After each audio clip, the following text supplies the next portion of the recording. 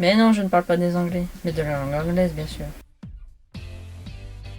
Hello, hello, hello, hello, hello, hello, hello. Bienvenue dans ce cours d'anglais. Enfin, j'ai pas envie d'appeler ça un cours d'anglais. Disons plutôt que c'est un rappel sur certains mots que l'on connaît ou que l'on croit connaître. En tant que Françaises et Français, on a tendance à croire que les mots anglais qui ressemblent au français sont équivalents. On pense que l'anglais c'est facile. Mais attention, il y a les faux amis. Par exemple, on va commencer ce petit rappel avec surname, qui ne veut pas dire surnom. Surname signifie nom de famille, tandis que surnom se dit nickname. What's your surname? Quel est ton nom de famille? Use a nickname. Utilise un surnom. Continuons avec rest, qui ne veut pas dire rester. To rest signifie se reposer, tandis que rester se dit to stay. Rest in peace. Repose en paix. Stay with me. Restez avec moi. Ici, actually ne veut pas dire actuellement. Actually signifie en fait ou réellement. Actuellement et les synonymes à présent et maintenant se disent currently, at present et now. Actually, you're nice. En fait, tu es sympa. Now, I'm speaking to you. Actuellement, je vous parle. Celui-ci porte facilement à confusion, car confidence ne veut pas dire confidence. Confidence signifie la confiance, alors qu'une confidence se dit a secret.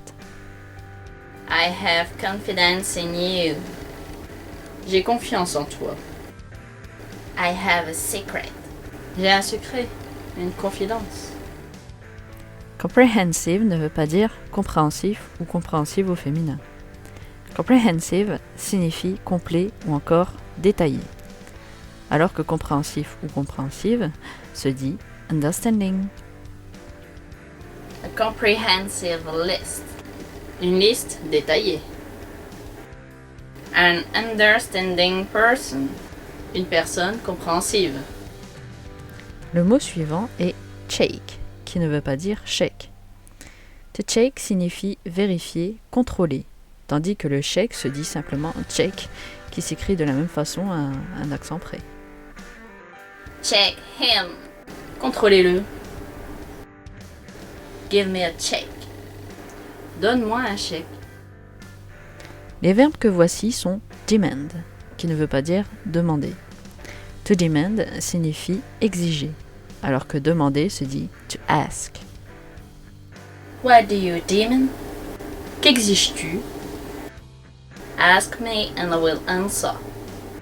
Demandez-moi et je répondrai. On arrive au mot eventually, qui ne veut pas dire éventuellement. Eventually signifie finalement, alors qu'éventuellement se dit possibly. Eventually, you're well. Finalement, tu vas bien. Possibly tomorrow 14. Éventuellement, demain, 14h. Cette liste est bientôt finie. Large ne veut pas dire large.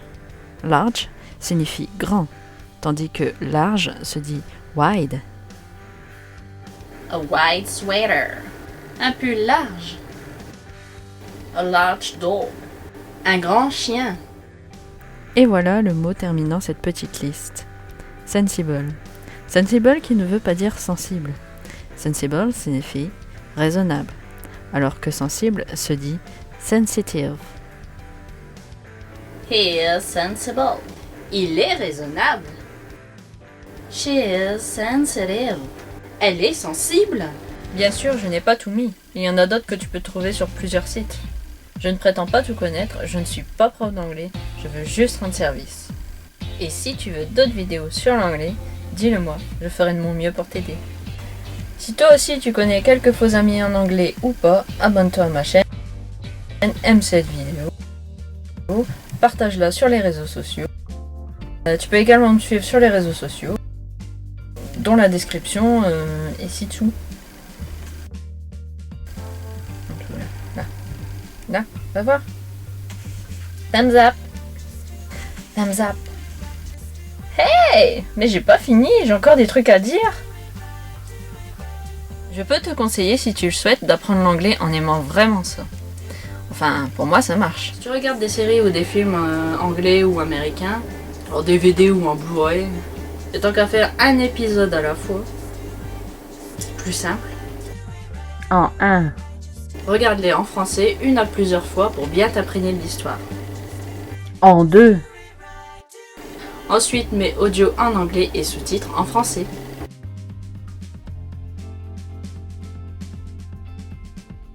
En 3. Prends de quoi noter les mots expressions que tu ne connais pas ou que tu as oubliés. N'hésite pas à revenir en arrière si tu as du mal à comprendre certains mots. Parfois, c'est compliqué de comprendre ce que disent les acteurs, surtout quand il n'y a pas les sous-titres, mais c'est rare. En 4. Quand tu as fait cela, et surtout si tu as du temps, continue en mettant sous-titres et audio en anglais. Tous les deux.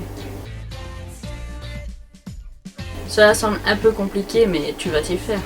Et surtout, entraîne tes oreilles à l'anglais. Ce qui aide à comprendre la subtilité des mots et leur prononciation. En 5. Pour finir, même si tu ne te sens pas prêt, mets audio anglais et sous-titres aucun.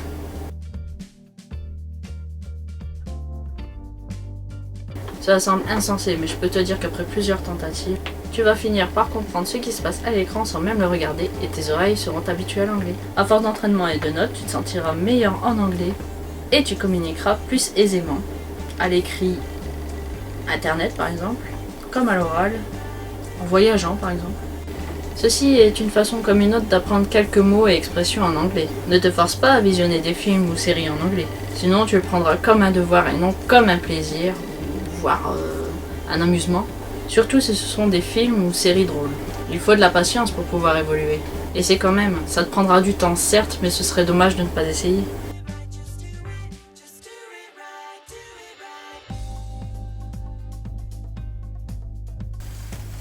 See you soon.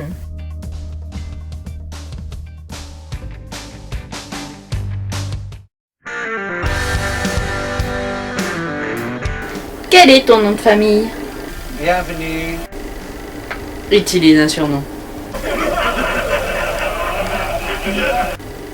Restez avec moi. Certainement. Actuellement, je vous parle. Pardon. J'ai un secret. Une confidence. J'ai confiance en toi. Qu'est-ce que je vous disais? En fait, tu es sympa. Et non. Une personne compréhensive. Pas vraiment. Non. Donne-moi un chèque. Discrètement. Qu'exiges-tu? Pardon. Éventuellement demain à 14h. Ouais, peut-être.